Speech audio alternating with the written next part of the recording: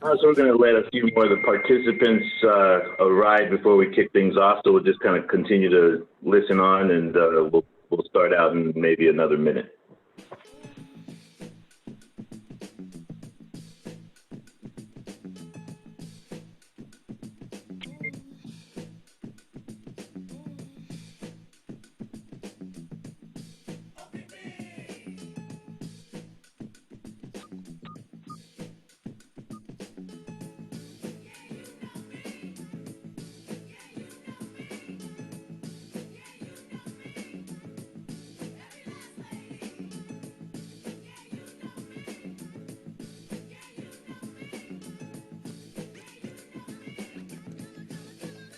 Okay, let's go ahead and get started.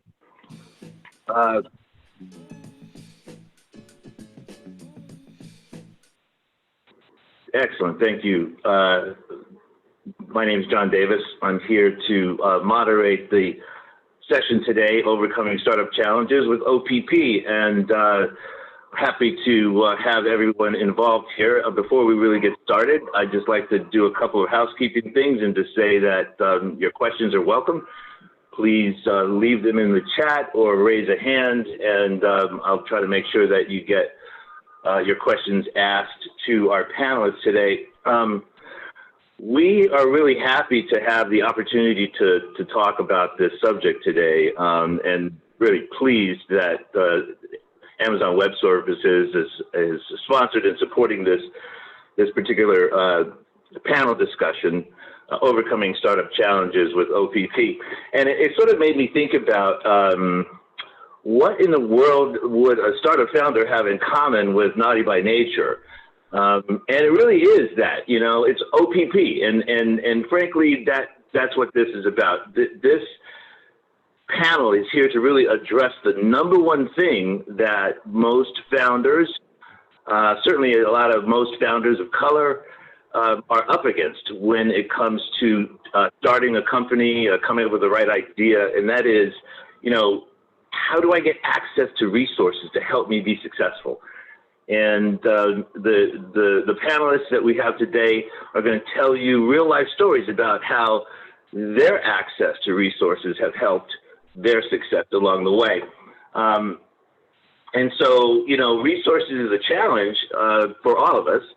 And so we want to sort of dig into the personal stories of our panelists to sort of understand where they came from, where they're at, and how the use of other people's property helps us to get into that direction. And so let me get right to it and introduce you to our panelists today. We have Angel St. Jean, who is the CEO of the Black Brain Trust. We have Trevor Brooks, who is the CEO of a growing holding company for World Safe First and Home Safe First and Vaccine Safe First. We're going to hear more about Trevor's growing sort of holding company and efforts in his space. And Belinda Matingu, who is the business development manager at Amazon Web Services. So Angel, Belinda, Trevor, welcome. Thank you for being here today. So you know, I hope that we're able to have an interactive panel today, right? We've all talked, we know each other. We have personal relationships in a way with each other we've known for a while. And so I don't want this to be sort of, I'm going to begin with Angel, but, you know, if you have something that you want to share, Trevor, you know, man, share it, right? The conversation, this is a conversation, it's not just a Q&A with John Davis. I'm trying to take myself out of the equation and put your history and your story and your stories into the equation. We'll first sort of talk with Angel, get a sense of her story, then we'll go to you, Trevor, and then Belinda, we will then move to you and really explore what's available with Amazon Web Services and how Amazon is filling that resource gap with entrepreneurs in Baltimore and beyond. So with that being said, I'd like to begin with you, Angel. And if you could start by let's just start in the beginning and tell the audience a little bit about your story, your startup story. Okay, so I guess I'm still in it. That's the first thing. I had the idea first. I guess is where it all starts, with the idea, not to create a technology company, but to address issues around equity, racial equity in specific. I have spent my whole career working in one way or another to help people of color, particularly Black people, access resources and to more fully integrate, I guess, into the economy, whether that's workforce development or human capital development efforts, economic development.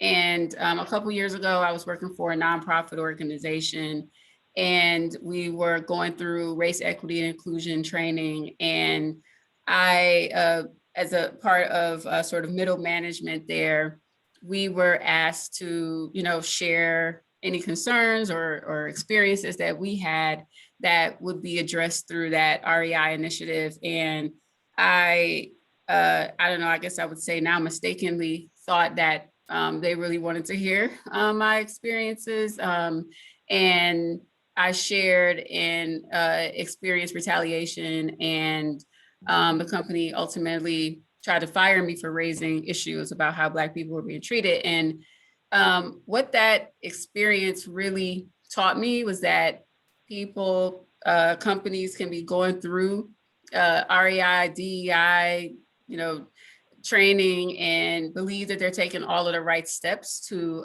become a more equitable company, but be doing the opposite. And I would say that I had the idea for the Black Brain Trust back then, but I didn't really move on it until last year. And last year, I think it started with, COVID and, the disparate racial outcomes in terms of employment and businesses and health outcomes.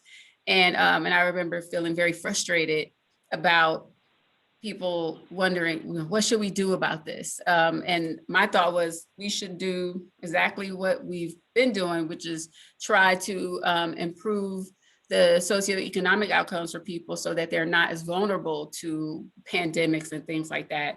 And so that was happening. And then of course we had Ahmaud Arbery and Breonna Taylor, and of course George Floyd, and everybody started to make commitments to address diversity, equity, and inclusion. And I'll say it that way because some folks say diversity, some say inclusion, some say equity.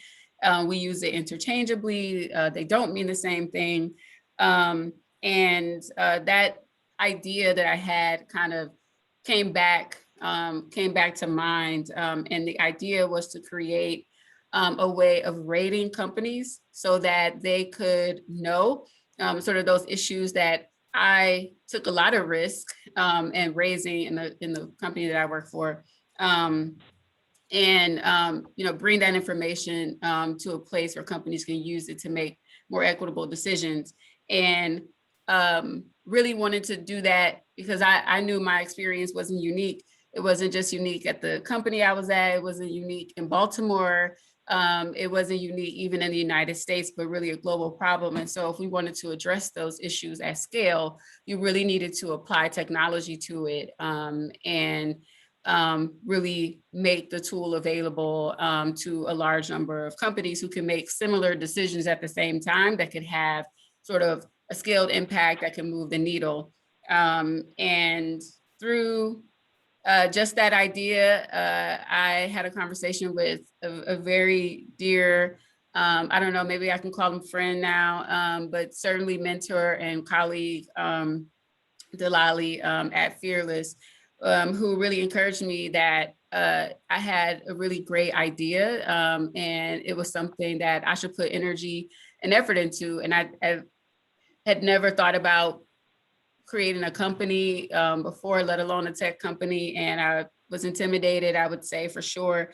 But he encouraged me to apply to an accelerator which I did, which is obviously where you and I met, John. And I think there was something you would say back then about, strapping in and really getting ready, because through that accelerator, I learned, big picture, all of the things that I needed to learn in order to start a company, as well as got connected to all the different resources and people, mentors that would help me in my journey.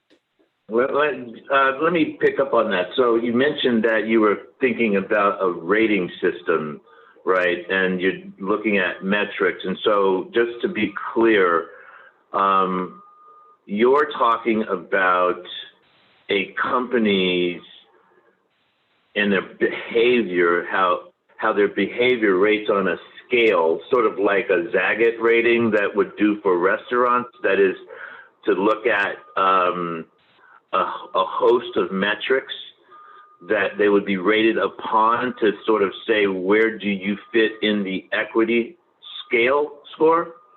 Yeah. Is that basically, the Black Brain Trust, we created what we call the Equity in Action Score.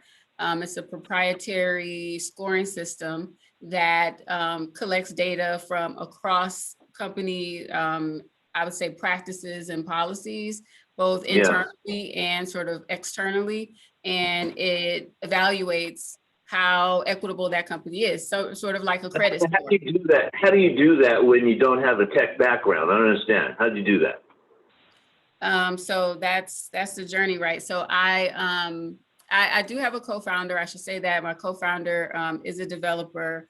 But one of the challenges, and it relates back to that point that you made earlier about access to resources, is that everybody had to continue working a full-time job. I ultimately left my job and I started to run the Black Brain Trust full-time. My co-founder still works in his full-time job. And so, I mean, everything that you see scribbled on my whiteboard behind me is my work to pull on my husband with this to really understand the infrastructure that needs to be in place to create the technical solution that we had. And so it was really, taking the idea and understanding the pieces, the infrastructure, the workflows, the ideas. I understand now that every single idea that you have about how your tool will work has a design, a workflow, a front end, a back end, and an API attached to it. And this is not language that I was using 9 months ago. And so I've been the CEO, the product manager, cook, bottle washer. And so I can probably tell you everything there is to know about the application now. So before I turn to Trevor, I wanted to just sort of drill down a little bit on a couple of things that I found to be relevant in my experience as an entrepreneur as well. And that is, when you're a small startup like you are, how do you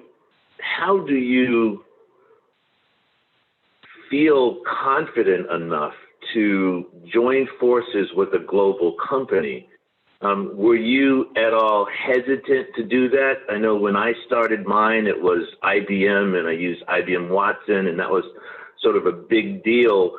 But I was really concerned about telling them everything I know and thinking that, my idea is going to blow up, and so therefore they're going to take my idea and run with it. How did you deal with that? And are you dealing with that? Was that an issue? Because I'm just wondering how you overcome sort of the intimidation of tech and companies and the language and the terms, and still be confident enough to move forward using other resources available to help you go after your business this way. If you could tell me a little bit about that, because I'd like to pick up with Trevor on that similar question. Yeah. So, I mean, the first thing is that in the accelerator, we got a $50,000 investment, and those are 50 precious $1,000 because that was all we had. We didn't have any recurring revenue. We didn't have any customers yet. And so if we were going to build a product and get to customers, we really had to use those resources as strategically as possible. And so I mentioned the different resources that we were connected to in the accelerator. We use pro bono legal services from Miles and Stockbridge. We use pro bono legal services from University of Maryland Legal Clinic. And we learned about AWS. And I think, you hit the nail on the head, I guess, when you talked about, it being a big global company, because University of Maryland is right there, Miles and Stockbridge is right there. I can go and sort of talk to those people. But I had heard things, honestly, about AWS stealing other people's technology. And that was definitely a concern. I think, Belinda, and she's heard me say this before, so I know it's not a surprise, but, I think it was her sort of making herself available. It was sort of taking this big company that was somewhere else that I couldn't access. I can't even get them on a phone and call, and then sort of making it real and personal. And so I could ask questions, I could share, my concerns. And ultimately, the reason why I wanted to participate in this panel is because the platform has actually really accelerated our ability to create our application. We, like, everything on this board is, AWS, Lambda functions, Incognito, and, all of this that we have access to through credits through AWS. And so we're able to keep the 50,000 that we had to use to pay actual developers to do all the coding work, knowing that we had all the resources available for the infrastructure. And now everything is in there. I mean, they just released this product called SaaS Boost, which really is taking away a huge barrier, from our team in terms of, developing sort of onboarding processes, et cetera. And so I was really nervous up front and really hesitant. And it kind of took me a while before I would agree to do it. But I really want other entrepreneurs to know about the resource, because we have saved so much of those precious dollars in our early stage that will allow us to get to the point of customer, so that we can grow and be successful. That's so. It was, in a way, it was the personal touch. It was reaching out to establish a relationship with someone in that company that was part of the critical mass necessary to overcome your hesitation. Yep, definitely initially. And now that I'm in, I'm like, we want everything. Belinda knows, I'm like reaching out to her, like, how many credits can we use? Because, we're taking advantage of a lot of resources. Yeah. Thank you. Trevor, let's pick up there. And, just in full disclosure, Trevor, you and I have known each other for years. You are the success story. I think you're if I can say this, the poster child in Baltimore of an entrepreneur who really cares about the city, wants to change and improve the lives of folks in our town, and have great ideas to do that. So could you start your story, just kind of your background too, Trevor, because obviously we want to get to the AWS part, but your story is so compelling that I think it's useful to get a little flavor of that before we talk about how this changed things for you. Okay. Hey, John, and you're correct. We've been friends for quite some time, but you left out the part about you mentoring me quite a bit early on. Yeah, well. So my story, most people in Baltimore know my story. I'm a product of Baltimore. I'm a child of Baltimore, Maryland. Became a ward of the state of Maryland at the age of 9. And before I was, the age of 20, I was convicted to a life plus sentence in Maryland State Penitentiary in Baltimore, Maryland, on 954 Forest Street. And that whole story is a lot of people's stories. Post that, Right. after that ordeal, returning to society, because of that ordeal, I had a lot of ideas, a lot of things that I wanted to change the situation that I came from. And from that, the first thing I wanted to address was gun violence, right? So I created a platform called Gun Bail. And when I created that platform, I applied to the ETC. And the first time I was rejected. And then the next year I applied again when it was accepted. And from there is really where my tech journey changed. Before that, I had attended some Silicon Valley accelerators, but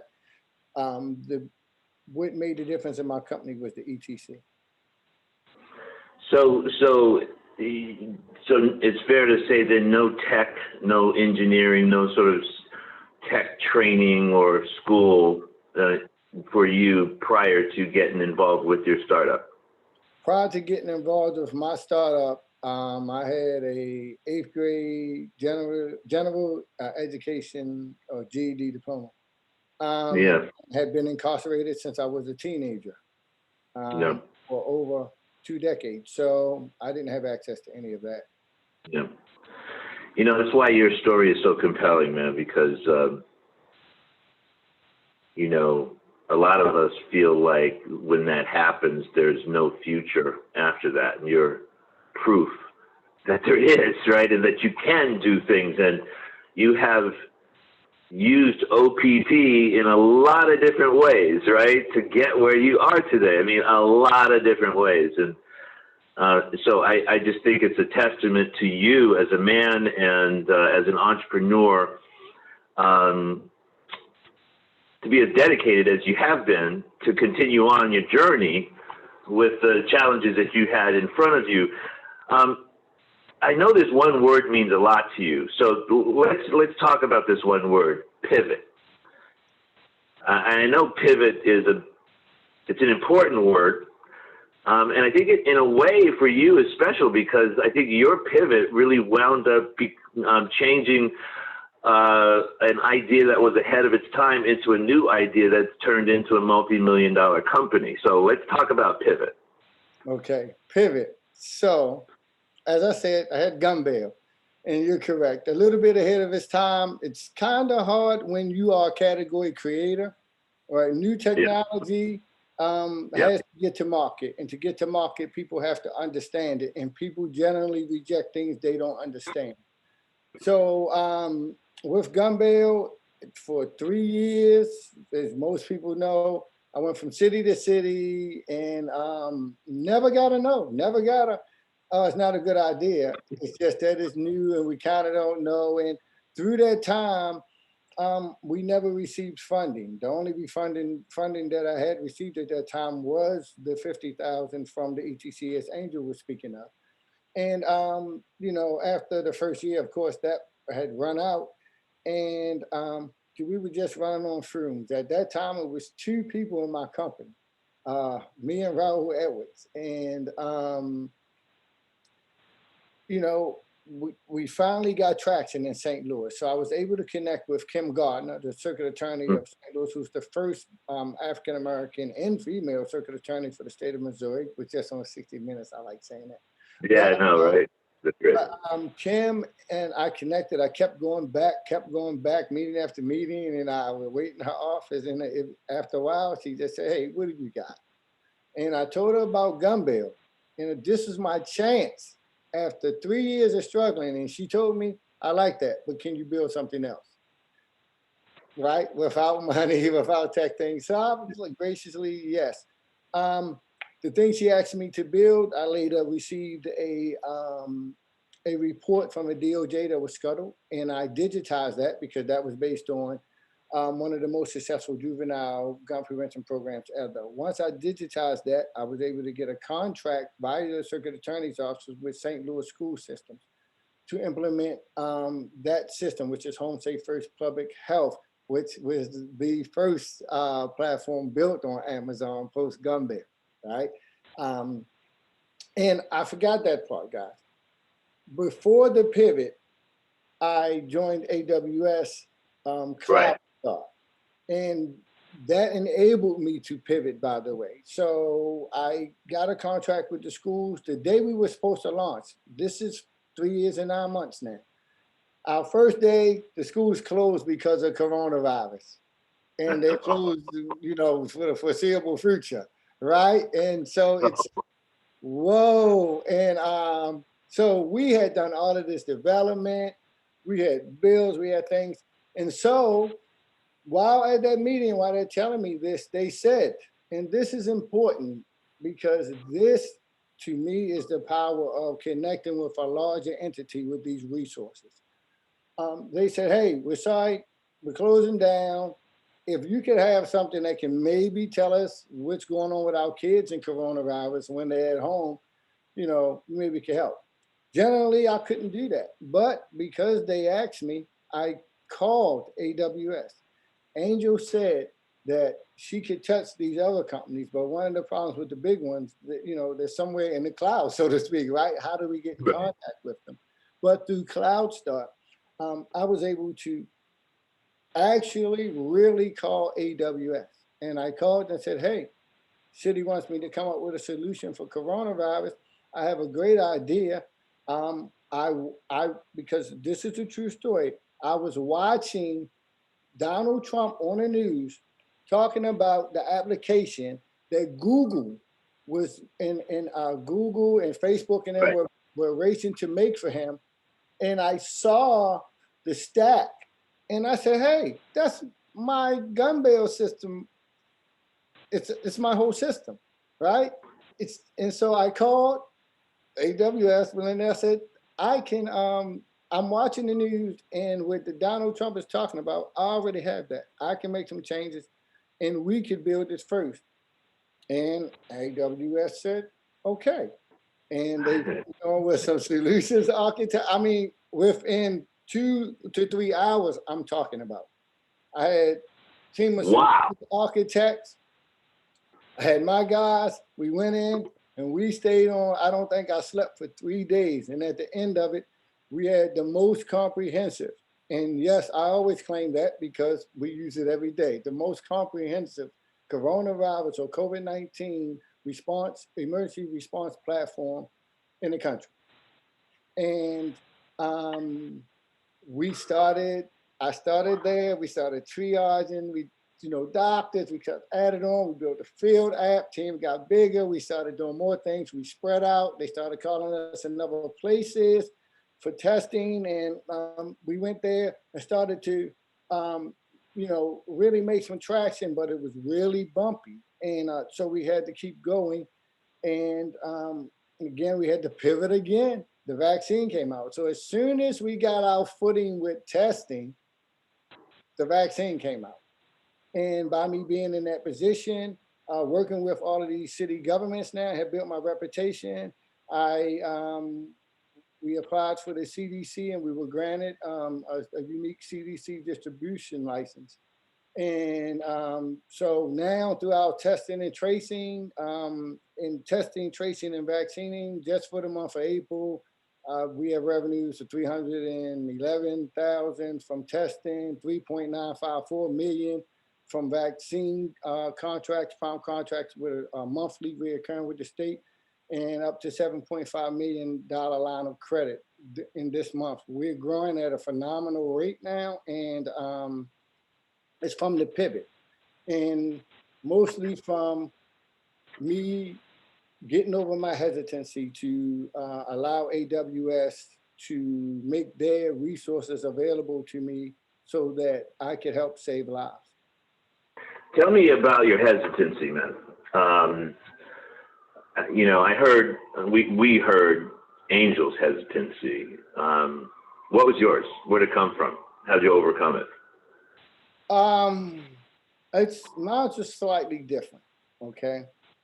When I met with AWS at the ETC one afternoon, I had really been trying to implement things that work in Baltimore. As everyone knows, gun violence is my number one passion, and Baltimore is my number one city for that. And when you go through that in the political structure, I'll put it like this. When you have a social impact startup, and you really intend to have an impact, the traditional political structure may become a barrier for you. And it's something that you have to learn to navigate. And that in itself, with that kind of startup, is primarily the issue. So when I met AWS, my hesitancy was, one, how can you guys help me? And two, I've heard it all before. And it's not the first big company that tried to talk to me or tried to see if they could help me. But most of that translated into me getting on their platform or using their services and paying them, right? And so I wasn't hesitant, so to speak, of my idea of somebody stealing it. In fact, when I came to the meeting, I had like wireframes of 3 different apps I was thinking about to do in the future to show them. But I was hesitant that they would commit, that they would really do something of value to help me. John, you know, for years I survived off of winning pitch contests. I've won so many awards and, you know, so much credits and this, that, another that never really come to fruition, never helped my company. So I was hesitant and I didn't want to do it. In fact, I said no. And then not knowing who was sitting in front of me, not knowing the level of executives from Amazon that were almost pleading with me at this point at the table, well, because every objection I put in, they said, well, we can help you with that, we can help you with that. And then I just said, no, I don't think I want to do it. And then Ms. Matingu said, may I ask you why you wouldn't want to take advantage of this opportunity? And I can't say on this webinar what I said, but I was frustrated with the political structure. So I spoke my mind. And she said, well, I pretty much summarized. I said, nobody's going to help. Nobody wants to save lives. And they're all full of crap in a sense. And I'm sorry to put it like that. And Ms. Matingu said, well, I can assure you one thing. If you allow us to help you and join Cloud Start with AWS, we won't be crap. And we will support you. And she was so adamant about it and so true about it. I said, okay. And we've never looked back since I made that decision that day. Wow, that sounds creepy, but it gives me goosebumps hearing you say that. But so let me turn to Belinda real quick. So Belinda, you know, I just got to put this out there first, right? That AWS is a great company, obviously, and it's done some amazing things. But there's a reason why you're a panelist and not sort of an afterthought on this conversation, because you actually, it was you, as opposed to the company, you made that outreach possible. You made that wall come down. You extended your hand to these entrepreneurs and other entrepreneurs in a way that actually worked. And so, number one, I want to applaud you for that, especially not only with these two, but I know there are others, but these two in particular, because of what they represent to Baltimore, represent to the Black community, represent more broadly.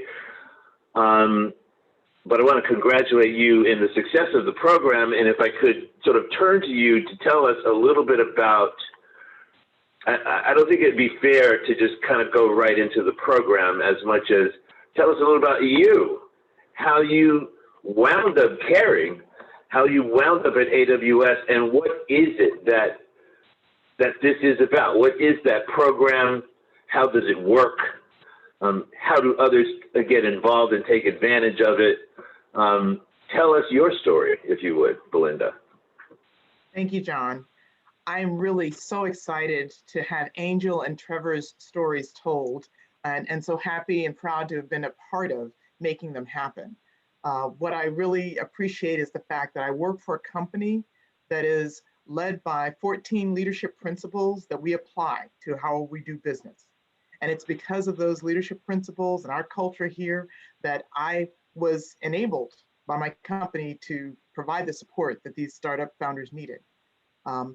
Trevor referenced our Cloud Start program, which we developed because I work within the worldwide public sector for Amazon Web Services. And that means that our mission is to support public sector organizations, government agencies, educational institutions, nonprofit organizations, to help them to achieve their objective to make the world a better place for our people.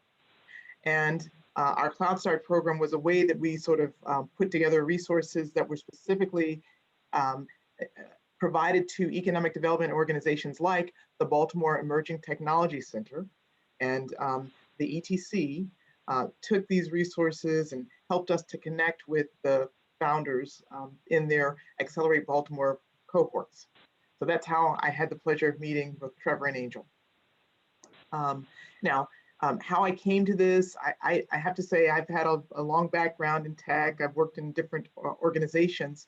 And what really drew me to Amazon 3 years ago when I joined is the fact that I could see that we at Amazon are using technology in a lot of forward-thinking ways, where we're trying to be ahead of what our customer needs are to help them to achieve what they're trying to achieve in life, be it through Amazon.com and all that enables for people to access what they need, especially during this pandemic when people were relying upon alternate ways that they could get access to what they needed, product, food, many things.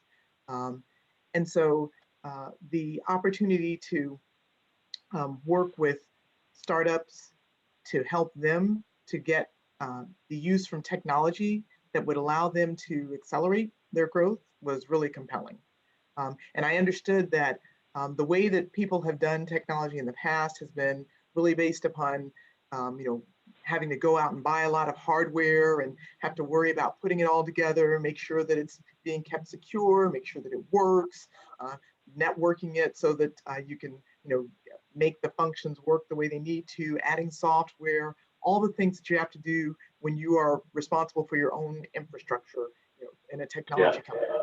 And what the cloud is essentially saying, instead of having Angel and Trevor focus their leadership time on making sure that that infrastructure is running properly and that it can grow as their customer needs grow, we take on that responsibility at Amazon because we had already built this massive infrastructure that's used to provide all the capabilities that Amazon.com provides to their customers. So with that, we provide that same capability to a startup. So they don't have to take all of the hard-earned capital that you mentioned that they were able to receive from the accelerator program and spend it on going out and buying something that they weren't sure how much they needed. They wouldn't know necessarily how soon they would have so many customers that they would need to have more.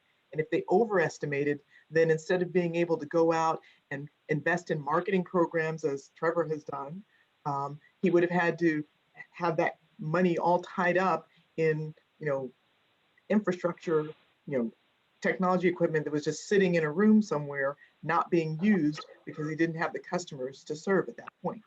So that's how the cloud helps businesses to operate more efficiently, helps them to scale more rapidly, because especially both Angel and Trevor are building solutions that government agencies are going to be interested in. And when you're supporting a government agency, you have to be able to scale up very rapidly. You can't wait 3 or 4 weeks to get more infrastructure put in place. If a government agency says, all of a sudden, my citizens, an entire city or an entire state need to have support, as happened during the pandemic, you have to be able to meet their needs right away. And that's what cloud services enables you to do. I want to pick up on that. I want to actually ask Trevor to pick up on it, and then I want to come back to you about this question of credits and how that works and what that means. Trevor, on the infrastructure question, right?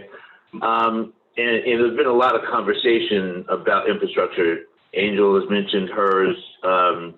Belinda is talking about how they're able to provide infrastructure support to companies. I know infrastructure was a big challenge for you, and you had some stability questions. Can you sort of put this into context for us as entrepreneurs and startup folks? That what are we talking about here? What impact does it have? And how did AWS help you get through that challenge? And was that question? For Trevor, right? That's a good one, John. So infrastructure for me, everybody knows that I'm non-technical and non-traditional for that matter, right? Yeah, right. That's Sure, not sure. my technical background or acumen, also in my unique style of business development. What that meant for me, John, I started with AWS with Gunbale.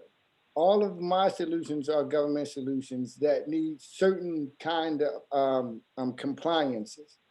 For instance, I needed sieges, FIPS, HIPS, HIPAA. I can go down the line of all of the things that my systems have, right? Those compliances alone are into the hundreds of thousands of dollars. And it's not just getting the compliances, it's maintaining them and having the engineers that have the expertise. Sieges alone, when I talked to somebody, they were like, oh yeah, we could do your sieges, 60,000, 80,000, 120,000. I called Amazon. Amazon just happened to be almost the creators of sieges in a sense. So they have this huge sieges bank. They have these solutions architects. They were able, instead of me paying someone to rebuild my infrastructure like that, I was able to implement the Amazon solutions and to tighten my infrastructure up and make it compliant, not only to sieges, to every other compliance. That alone is a real heavy lift for a non-traditional startup, and a government startup is definitely a hurdle. So that's one example. The second example is I have 4 platforms now. When I met Amazon, I had one, and that was under 2 years ago. So it took me 3.5 years to build one platform. In the subsequent 1.5 years after that, I've built 3 additional just as large platforms and got traction with just about them all. That's the difference between infrastructure. You know, that actually kind of, the reason why I was looking for one of my notes earlier when you just mentioned that, I remember it made me think about something. So Belinda, the cost of this back in 2005 versus today is a lot different. Can you talk a little bit about what Trevor just sort of shared with us, the cost element, and then sort of tell us a little bit about how credits work within the context of that today versus where we were 15 years ago? Certainly. About 2005, before the cloud services were really started to become used, you had an average investment cost of $500,000 to get a technology-based business started. That's on average. And because of the use of cloud, over time, that has come down now to below $5,000 for the same type of business with the same type of tech capabilities. And what that means is that instead of having to tie up or even have to figure out how to raise $500,000 before you can even get to your MVP, today someone can use a credit card, which is literally how we do it. We give them a link to go to set up an AWS account. They add a credit card, and then they're able to start a business with very little resource. And that allows them to build out an MVP, provide those services to their customers, do demonstrations for potential customers, and capture revenues that they can then use to build more of their business. which is what Trevor has done so admirably, which is why he's now got so many different product lines built out. Now, the way that we make that available to startup founders is through a variety of programs to support startups. And I'll just reference three of them very quickly. The one that I'm responsible for is Aws Gov Tech Start. And that is the program that's now available to Trevor and Angel because it's a program that was set up specifically for the startup founders. So I'm directly interacting with them and providing them those resources directly, as opposed to the earlier program that I led, Cloud Start, which was for those public entities. GovTech Start provides not only the ability to get AWS service credit, but also we're using it to build a community of startup founders that we connect with each other so that they can support each other and help in growing their business and connect them with experts who understand what's going on with government agencies and how they need technology to overcome their challenges. So a recent example of that is that I was able to make a connection for Trevor with another founder who had a contact to help him overcome a challenge that he was experiencing in his business. And we were able to get him the support that he needed within hours. I mean, I think it was within a couple of hours, in fact. And then we also have a team of experts who are talking to agencies when it relates to health and human services, justice and public safety, a lot of digital government needs, citizen services, smart cities, transportation, many of those different specialization areas. And by having those experts talk to founders in our program, they're able to help them to understand what government agencies are looking for so that they can refine the development of their products. We also connect them with a technical advisor. You heard Trevor reference a solutions architect who has been able to help him to understand how to use all these different AWS services that we've already built so his development team wouldn't have to go through developing it themselves. And I'm proud to work with Hina Raval. She's our solutions architect for AWS Gov Tech Start, and she's done amazing work in working with Trevor and just starting to work with Angel as well. So having experts like Hina and many others at our company are another way that we provide resources through GovTech Start. And then we have another program which GovTech Start actually grew out of, which is a longer established program, AWS Head Start. And that was established 4 years ago for helping ed techs, those companies that are building solutions for higher education institutions or K through 12 schools, or just different people who are trying to develop learning management platforms for people to become better educated, leveraging technology. And then there is, those are two programs that are focused on founders who are building solutions for the public sector. For those who are building solutions outside of public sector agencies, they're trying to build a solution for businesses or consumers, they can take advantage of our AWS Activate program. So just three ways that we get them connected with those resources, and they all get access to education, support with how to build their solutions, and then ways to promote awareness of the solutions that they've built on AWS. Very, very complete and thorough answer. Thank you. So I want to take a moment to bring Angel back into this conversation because you're at a different sort of place in your startup arc. Trevor is probably 2 years further down the road in terms of the development of the company and things of that nature. Tell us, Angel, about how you got involved with AWS, like what was the trigger, what do credits mean for you as the CEO, how do you understand that, and what are these early stage things that AWS is helping you to do to help you sort of get down the road, sort of like how Trevor has done? Yeah, the first question that you have to answer is what platform are you going to build your, solution on? And so that was a question that we were thinking about in those early days. And, you know, we had a couple of options at our disposal. Well, I should say they were all available, but to the point that Trevor made, there were fees associated with those different decisions. And so it was compelling, you know, to think about, you know, this platform that had all these credits available. But I would say it probably wasn't enough initially for us to overcome sort of the anxiety that we had around, you know, working with a company not like AWS, not to mention the fact that my co-founder, who again is technical, was much more comfortable on a Microsoft platform. And so it would have been a big learning curve.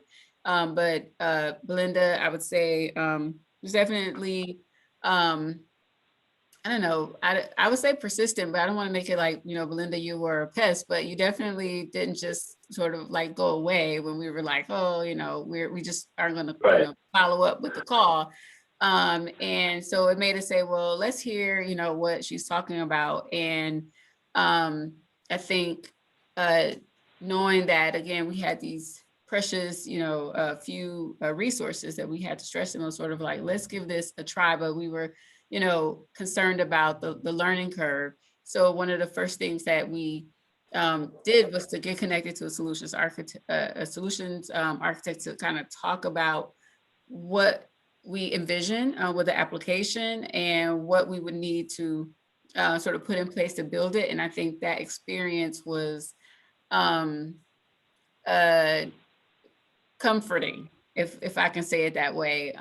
It helped us to feel like, okay, we have somebody who's here with us to help us overcome, you know, the learning curve. And then as we got a chance to understand a lot more about the different services, you know, there's a lot of services, you know, that you can use to do similar things in AWS. And so being able to call somebody up to say, you know, this is something that we're interested in, you know, how does this compare to other solutions?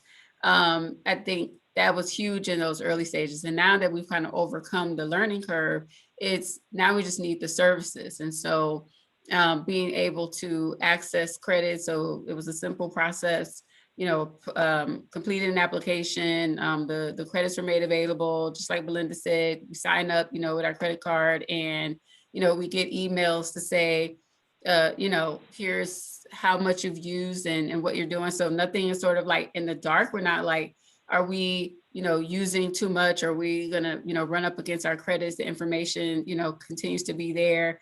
And now we're at the phase of really accelerating the development process. So somebody asked a question in the chat about, you know, how long, you know, that timeline of getting to MVP. So I would say we started building this in earnest around January, and it's May, and we're planning. I always get nervous when I say it. We will be launching the MVP next month, so we want to sort of accelerate the process, and we're able to connect with Aws Iq, which is a service to get you connected to developers who not only are experienced in the platform, but there's sort of this quality assurance that comes along with them, you know, connecting us, because you're working with these developers who you never met. And we know that that relationship with Amazon sort of holds them accountable to, you know, producing quality work and producing it on time. So now we just started. I didn't even update you, Belinda, on that, but we just started. We just got a developer on board who started working with us this week. And yeah, so the credits are, you know, helping us pay for the services, you know, that developer and the solutions architect. I mean, even when I was in Aws Iq trying to put together our project, I was emailing Belinda and Hina, and was like, here's what I'm writing. Again, I'm not a technical person, so I'm like, here's what I want to say. Does this make sense? And they were able to give me feedback to say, you know, say it this way, not that way. So I feel like they're very much a part of the team. Yeah. and, sort of our extended team, and a needed resource for us. Thank you for that comment. And we're coming up close to the top of the hour. I wanted to just sort of end with a theme, a thought, and perhaps get a couple of words from both of you or all of you about this. When we came up with this, I know for me, I was not interested in doing a commercial for AWS. I was not, right? And I've been, as you know, Angel and Trevor, right? I've been generally technology agnostic, right? I'm looking for best practices and finding out who's this and that. And we even talked about that, that we really wanted to keep it real with this conversation. And so what I want you to share, if you can, with let's say a minute each, to go to you first, Angel, and then to Trevor, why this isn't a commercial. Why this is real? Why, you're a woman of integrity. You've spent your life at this.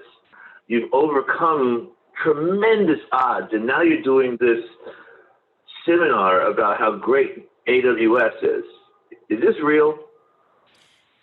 Yeah, I'm so glad you say that, because we did have this conversation. I certainly didn't want to do a commercial, but I feel like we have been, in a sense, and that's really because it's so great. I think there's something called the Net Promoter Score, and basically the essential piece of it is, would a person refer this company to their family or friends? And if you would, then you are a sort of promoter. And I think that people refer people to businesses or services or tools when they find that it really helped them and solved a problem, or it was really outstanding in whatever way. And that's just been our experience, that we had that initial concern and hurdle. And like Trevor said, we just haven't looked back. We've been just like more, like it give us more. And I do understand that this also connects us to, AWS. And, I want to be clear about that too. Like we building our platform here. We're not going to pick it up and move it somewhere else, once we have everything up and running. But I think the relationship that we've been able to build and develop is one that is really based on, trust and understanding that they have the ability to sort of see what the needs are going to be. And it's sort of like that, but like there's a solution for that, right? There's an app for that thing. There's a solution for that. And, so that ease, it just takes away one burden, take one thing off our plate that we have to deal with everything else and starting a company. Trevor, I see you smiling, man, and nodding your head in total agreement with what Angel is saying. Why don't you take us home? Because it is a solution for that at AWS. So Belinda and all of the solutions architects, and I've probably talked to 150 AWS people since I joined. And they all know one thing. I'm apt to call and say, true story, guys. Hey, I just started a site, and I just realized today I need something that can transfer data, right, on an open network, right, to multiple devices, and I still need a HIPAA compliant. And there's a solution for that. Put the solutions architect on. They say, hey, listen, well, we got this, and they gave me a list of 8 different Amazon products that were already coded that we could just add to our system, like plug and play. Overnight, I had the solution, no breaking operations, no anything. Right. So only thing I can say about the reality of this is most of the people from Baltimore know about me. I've been around for years, and my mission is to save lives. And be successful at doing that.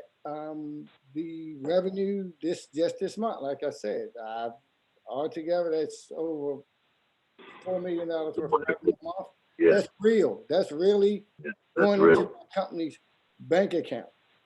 That's right. We're really saving lives. Belinda told me a long time ago in the very beginning, because I couldn't believe that they would help me. And I really called. And this is, Belinda knows that this is kind of off of the whole AWS thing. I said, listen, I don't know, what to do. I don't know how to tell people. What am I telling people? They're asking me, you're with you're with Amazon? And I'm like, yeah. And they're like, okay, you won a contest. I'm like, well, I'm partnered with Amazon. I'm an APN. I'm part of their programs. And they said, well, what can you do? So I called Belinda and said, I don't know what to tell them what my capabilities are. And you know what AWS said? Tell them that you have the same capabilities as the Amazon platform that they use every day. Excellent. And Excellent. I've been telling them Excellent. that every Excellent. since. And we do have those capabilities. And Nice. it's real. So. And John, if I could just add one last thing. I thank you so much for all the kind words, Trevor and Angel. And I just want to say this is the reason why I am so happy to work with my company, because we really do believe customer obsession is our #1 leadership principle. And we just strive every day to show that to you. And so I'm appreciative that it's helped you with growing your business. Well, and I appreciate the association with all of you, and I appreciate having been a part of this panel. I hope that it has shed some light on the topic, the story. I hope that it was relevant for you to see and hear real stories from real entrepreneurs in a real relationship with AWS. This is not, play. This is real, and this is OPP. So thank you, everybody, for attending. It's been our pleasure to share the story with you, and we hope that you are safe and happy, and in your future travels, your success. Think about Belinda and AWS when you're out there making those choices. So thank you very much, everybody.